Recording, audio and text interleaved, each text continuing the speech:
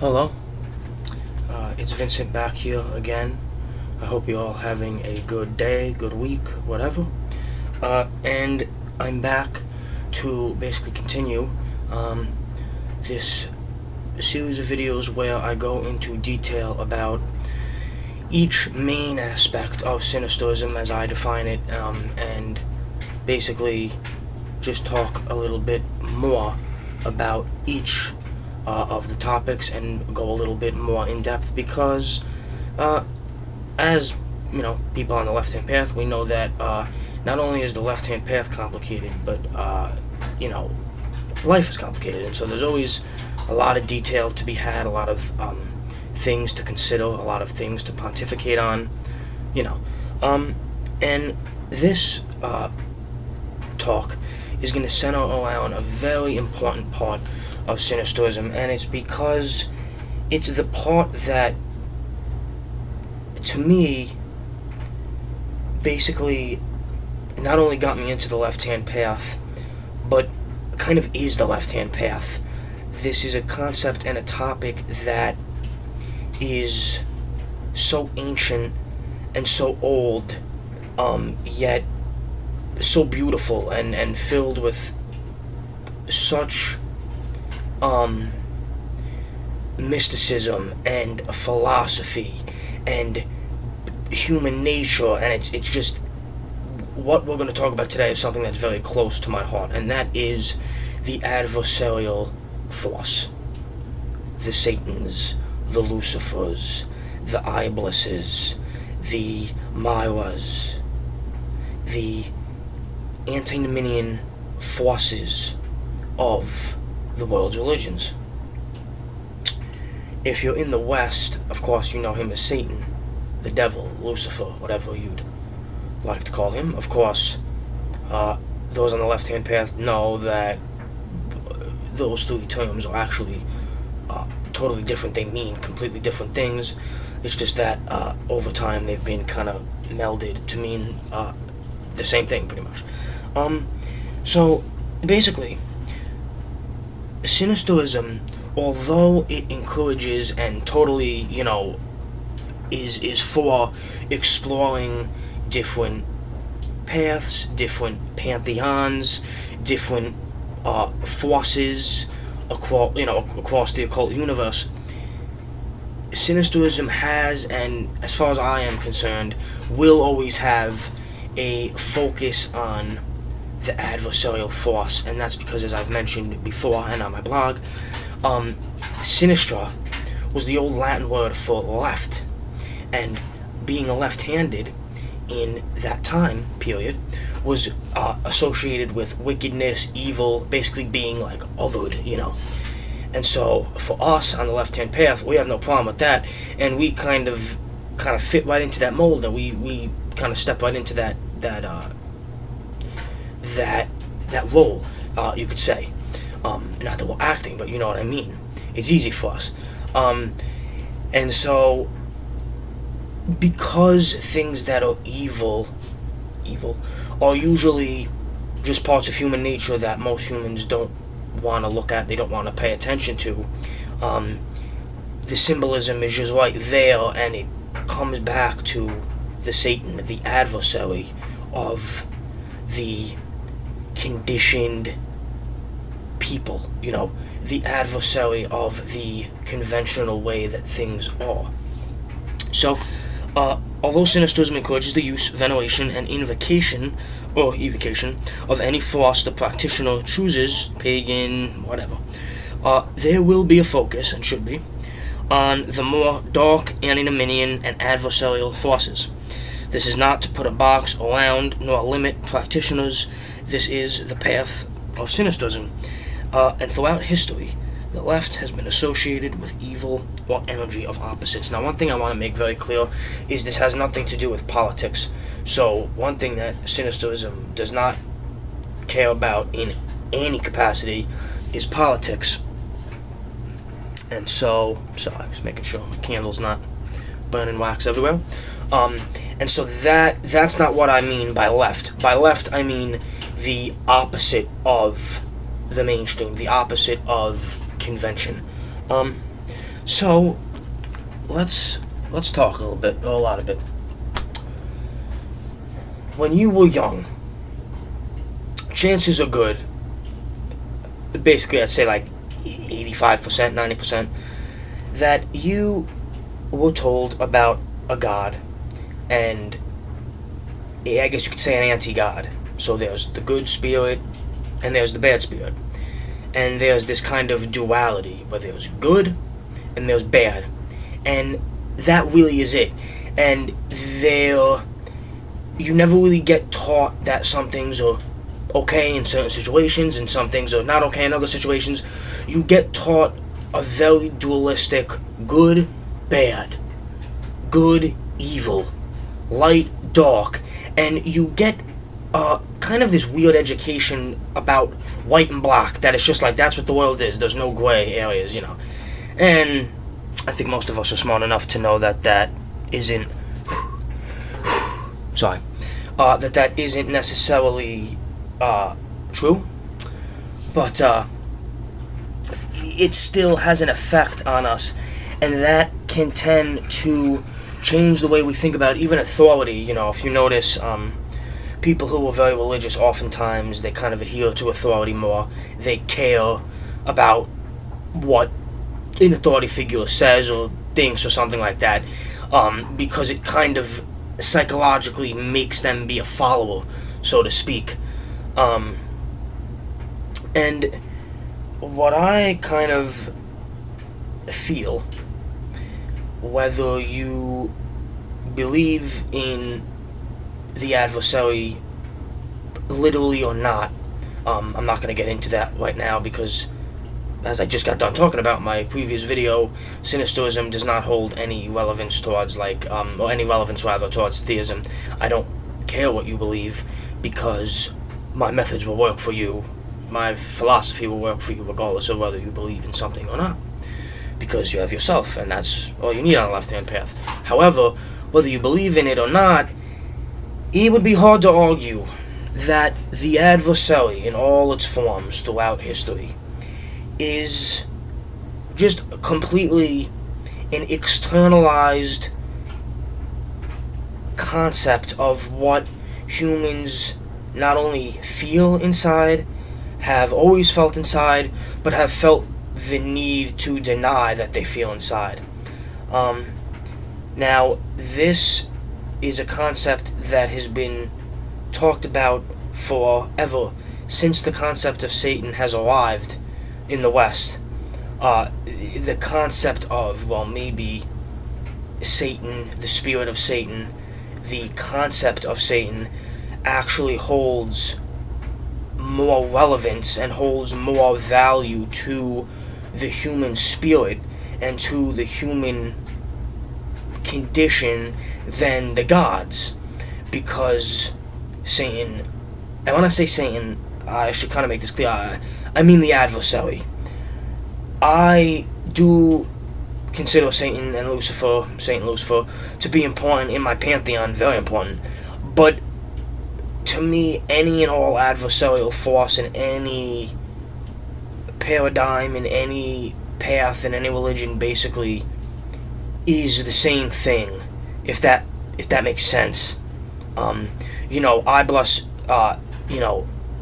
refusing to bow is really, to me, in essence, the same thing that made Lucifer rebel and fall from heaven. It's the same essence. It's that Luciferian will that all free beings, have. It's that, It's not so much about the stories, although they're incredibly powerful, and that's where you kind of relate it to something more human, more world-like, more earthly. The story is more so a avenue to get you somewhere. And for me, humans are, Satan is basically humans' mirror, and they just really, really don't like to look at their own reflections, because we don't act like God, we don't act like Jesus, We don't act like Muhammad. We can sometimes, but it's not for the reasons that they acted the way that they acted. It's for totally selfish, totally different reasons. And so, when you're on the left-hand path, it is almost kind of by default. Anton LaVey, we've talked about him before, how I like certain stuff about him. I don't like certain other things about him. He was 100% right when he said that Satan is the personification of the left-hand path. I mean, it's almost kind of a fact. Being the ultimate taboo, being the one who, if you're in a grocery store, chances are you're probably the only one in that grocery store who lives the life you do, the left-hand path. Sinisterism. You think you're going to look to your neighbor and ask him if he does what you do, he's going to, no, he's not going to know what the fuck you're talking about. And that's as it should be. Because the left-hand path is not for everyone. And I'm not really into this whole thing that a lot of people on the left-hand path do, which is the chest beating and the you're sheeple and I'm tough and blah, blah, blah. They kind of try to act like the, as Thomas Leroy calls it, I think it was the adversarial badass or like something like that, the adversarial ass. And, I'm not into that, but it is certainly just a fact that this path is not for everyone. And that is why Satan is the kind of the ruler of the left-hand path, because people don't want to look at satanic things either. They don't want to feel Satan and Lucifer in their lives, meaning they don't want to feel that part of themselves that reminds them not of God, not of Jesus, not of an angel, but of Satan and his demons. Because really, if you read the Bible, all Satan is he's many things, but if you're looking at the real classical definition that we now cling to, which is like the medieval definition, it wasn't even the original definition, but it's the one that we now look at as being the very conventional definition of Satan, which is just the utter complete opposite of God. That's what it's pretty much been reduced to. And although I look at it as being way more than just that, that's not the worst way to get started on what Satan is, what Lucifer is. But why would that be relevant to Sinisterism, right? Because I kind of just talked about how it's relevant to the left-hand path, why us on the left-hand path, we kind of recognize Satan and that concept as being supremely powerful. But how does it fit in with Sinisterism? Okay, well, I basically touched on it, which is that because Sinisterism is based solely on the left and what that means in its original meaning, there simply is no bigger symbol. There's no more appropriate symbol in mythology. Even if I have my beliefs, I still do believe that most of what is written is mythology. It's not 100% literal, even though, some of it may be. You look through any other source, any other myth, any other deity, nothing, and I really mean nothing, connects to humans like the Satan does. Nothing relates to the humankind the way that the Satan does. His desire to be his own person, which is what everybody in this world has. Everybody. From when you get a consciousness, from when you're like 3, you start to want to pick this up and do your own shit because you want to do it, You want to have your own ideas. You want to have your own space. You want to have your own kingdom. I shall exalt my kingdom above the stars of heaven. Probably paraphrased it, but you see what I'm saying. That, I haven't read it in a while, but that is the basis of anything and everything left-hand path. And because Sinisterism is meant to specifically be a vehicle for those on the left-hand path to create their own path, because you are the keys and you are the gates, it just makes perfect sense to me why Satan would be kind of the chief, kind of, head of that gate, along with you. Because you, even if you believe in a Satan, Satan is through you. You experience Satan.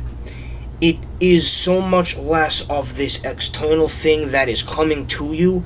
It's this thing in you that you're bringing out. And then it comes to you, so to speak. It's a much different thing than praying to a god and hoping that he throws you a bone, right? It's much different.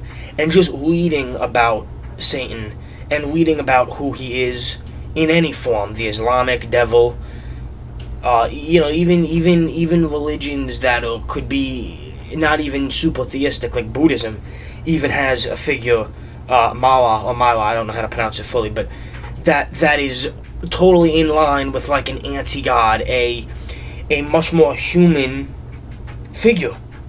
And because Sinisterism is meant to be this path where it's the path of one making a path, right? It's the path of one creating their own avenue. And that's what kind of makes Sinisterism so I think powerful in my summation, is that it's like a toolbox with no finished product. It's just tools to create what you want. So it's almost like Sinisterism, it is a philosophy, but it's not, because it's a philosophy of making your own philosophy. And to me, that's the most satanic thing, and another thing that I connect Satan, Lucifer, Myra, Iblis, the Adversary, with Sinisterism is the fact that humans are very, especially if you're a man, not that women don't have this, but if you're a man you probably even feel this even more, we are mammals, we are animals, we are instinctual and earthly and beastly, and we're intellectual, but that part really is not as strong as our instincts are, right? So, a friend called me up the other day, and he was telling me how he was in a liquor, store, and he accidentally, totally accidentally rubbed up a bottle against this dude, and this dude was all like, oh, trying to cop a few faggot, and this and that, trying to be like a big, tough guy, whatever. And, immediately, I went, I wish I was there, because, I'm thinking I'd want to do this and blah, blah, blah. But then I stop and I go, okay, well, what am I going to do? Get arrested? You know what I mean? I got to think about my own self as well. And that's a good example. The instincts, that beastly, fuck that guy, blah, blah, blah, that just came out, before I even had time to go, well, that would be stupid, let me reel that in, because that's the way humans work. We're earthy, we're fleshy, that's what we are. And although we have intellectual capabilities far beyond any animal, deep down, we fuck, we sleep, we fight, we kill, we're animals, that's what we are. So, Satan, especially the draconian Satan. So I'm talking Lucifer turns into the grand dragon, into this beast. That really is the ultimate symbolism for Satan, representing Earth, representing real life, representing the satanic, infernal, beast-like essence that we have, and have always had, and will always have. Excuse me. That whole kind of idea of Satan being draconian, he's the dragon, he's the beast, that to me really almost is like a focal point for even nature itself being adversarial, being totally apart from any controlled thing. It just is.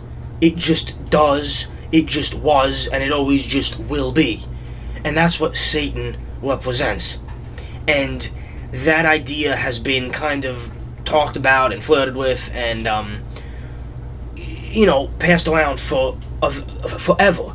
And I think that what I want to do with Sinisterism is take that, keep it, but evolve it and take it places it has not been, and really, really try to start a conversation about what Satan is and who Satan is and what that even really means, and how it relates to Sinisterism, and how it also relates to even other paths in the left-hand path. So, for example, Thelema, I'm not going to go on this big topic because this is going to be a video for another, or a topic for another, video for another time. But Thelema is totally informed by Satan. It's totally informed by a satanic, infernal way of looking at things, no matter what any modern Thelemites will tell you. And that will be a video coming soon, and that does fit into Sinisterism. But, I think that's going to be it for today. I think I covered the real main points.